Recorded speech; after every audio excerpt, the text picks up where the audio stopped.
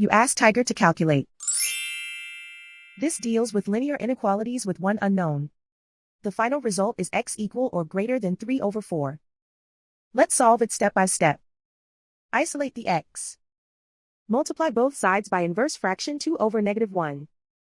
Whenever you multiply or divide by a negative, reverse the inequality sign.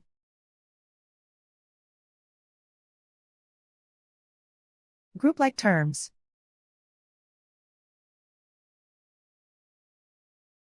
Multiply the coefficients.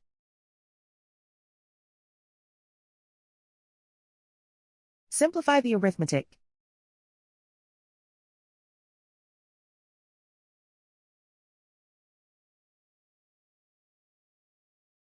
Multiply the fractions.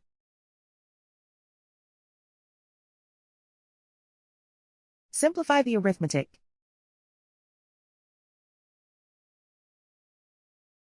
Plot the solution on a coordinate grid.